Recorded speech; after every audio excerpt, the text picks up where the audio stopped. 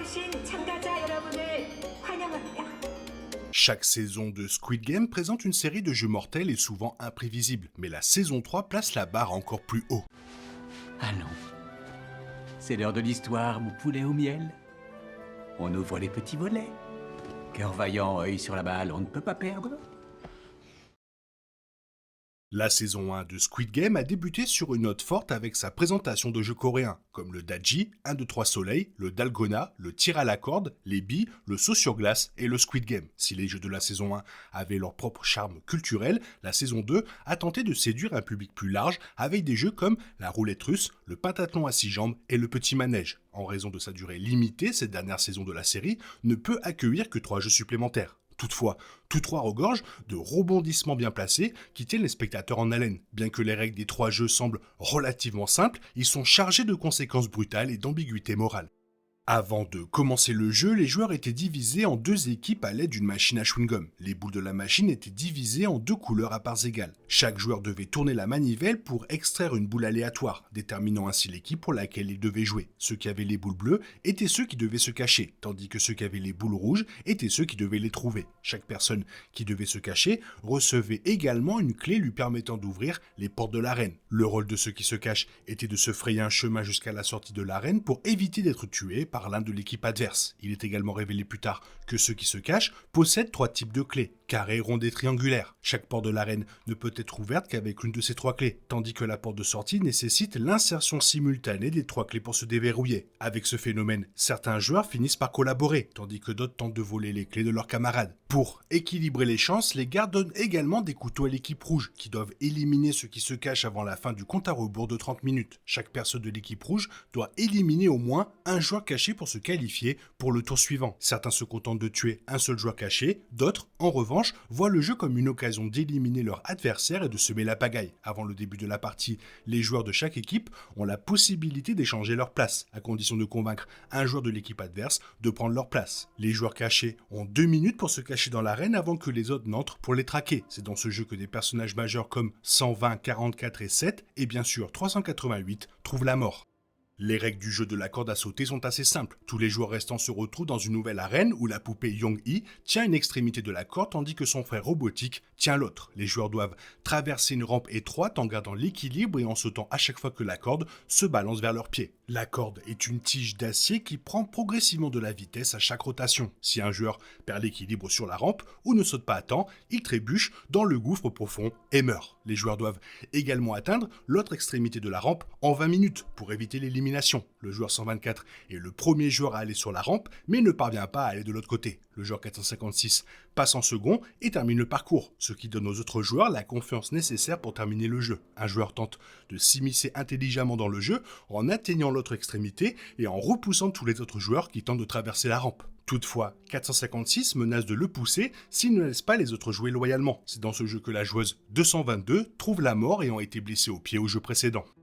L'arène du jeu final est constituée de 3 piliers verticaux. Le premier est carré, tandis que les deuxième et troisième sont respectivement triangulaires et circulaires. Les 8 joueurs restants sont d'abord propulsés au sommet du pilier carré par un ascenseur et doivent éliminer un ou plusieurs joueurs. Ce n'est qu'après qu'au moins un joueur vivant ait été poussé du pilier que les autres participants peuvent accéder au pilier triangulaire. La même règle s'applique au pilier triangulaire, un autre joueur doit être poussé du pilier avant que les autres puissent accéder au niveau final. Les joueurs ont également accès à un bouton au sol sur lequel ils doivent appuyer pour lancer la partie. Dès qu'ils appuient sur ce bouton, un compte à rebours de 15 minutes commence, indiquant le temps restant pour faire tomber un joueur du pilier. Le premier pilier est également doté d'une tige d'acier que le joueur 333 utilise comme arme pour repousser 125 et se protéger. Après la mort du joueur 125, 456 se retrouve coincé sur le pilier triangulaire. Toutefois, il s'empare bientôt du couteau que l'organisateur lui avait donné et renverse la situation en sa faveur jusqu'à ce que seul lui, le bébé et 333 soient les derniers survivants. Dans les derniers instants du jeu, 456 et 333 s'affrontent sur la plateforme circulaire sans appuyer sur le bouton de démarrage. 333 finit par tomber, laissant 456 et le bébé comme seul survivant. La partie se termine avec le sacrifice de 456 pour permettre au bébé de gagner. C'est dans ce jeu que les derniers joueurs majeurs, 100, 125, 333 et bien sûr 456 trouvent la mort. Le gagnant de ce jeu est donc le bébé. Aussi dérangeants que puissent paraître les jeux des saisons 1 et 2, ils sont loin d'être aussi macabres et lourds de conséquences que le jeu de cache-cache de la saison 3. Le premier jeu, 1, 2, 3 Soleil de la saison 1, a sans doute été le plus choquant, car il a établi les enjeux importants des jeux. Il laissait entrevoir que de nombreux personnages principaux de la série ne s'en sortiraient pas vivants. Par la suite, des jeux comme Dalgona ont mis en valeur la présence d'esprit de 456, tandis que d'autres, comme le tir à la corde, ont montré comment le courage peut vaincre la force. D'autres jeux, comme le jeu de billes, ont démontré que la plupart des personnages étaient prêts à franchir de nombreuses limites morales pour survivre, tandis que d'autres, comme le dernier jeu Squid Game de la saison 1, ont révélé les dernières parcelles d'humanité des personnages moralement biaisés de la série. Chaque jeu a été un outil narratif efficace dans la série jusqu'à présent. Il serait donc un peu injuste d'en classer un au-dessus des autres. Toutefois, lorsqu'il s'agit d'être pénible et extrêmement tragique, le cache-cache de la saison 3 arrive facilement en tête de liste avec une marge énorme.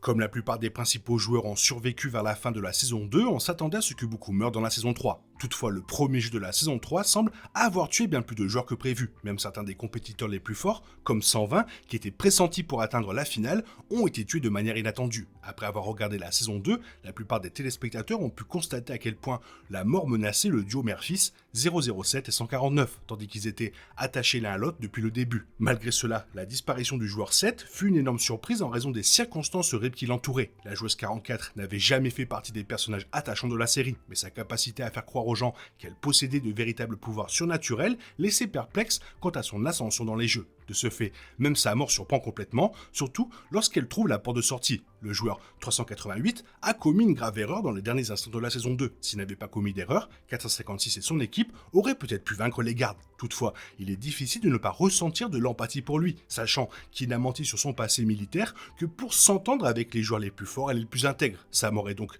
tragique, car ses intentions n'étaient jamais motivées par la malveillance. Il voulait faire le bien et s'entendre avec les gentils, mais la peur l'a consumé et l'a conduit sur la mauvaise voie.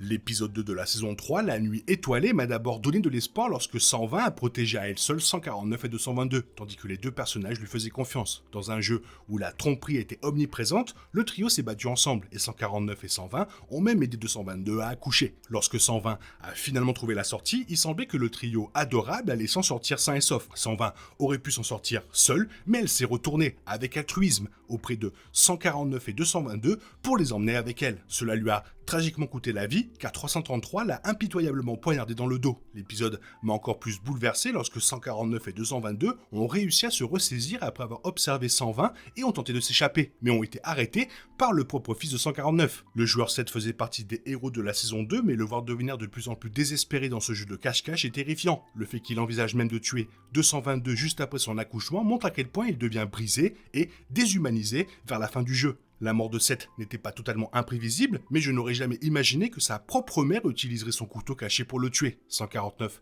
prêt à risquer sa vie pour son fils, a vécu son pire cauchemar en faisant le sacrifice ultime en tuant son fils pour protéger le 122. Cela rend son histoire et la mort de Seth d'autant plus dévastatrice. Tout comme Seth, 125 finit par changer sous l'emprise de la drogue, car sa culpabilité profonde le pousse à tuer la joueuse 44. Sa transformation passant du statut de garçon timide et inoffensif à celui de meurtrier et déchirante.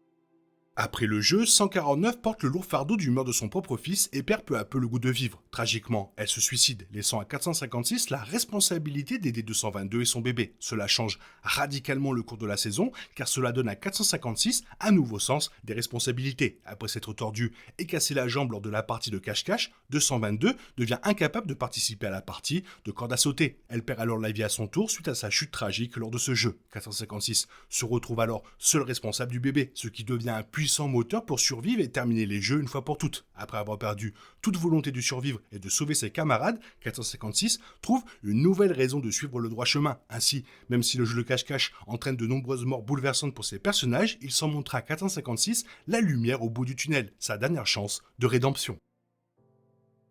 C'est fou qu'un jeu de notre enfance si simple soit le plus meurtrier, le plus controversé, le plus fou de la saison, le plus fou de la série. Toi, qu'est-ce que tu penses de tout ça? Fais-moi part de ton avis dans la zone commentaire. Sinon, comme d'habitude, attention, derrière toi, il y a une poupée qui va se tourner et te flinguer. Bye bye.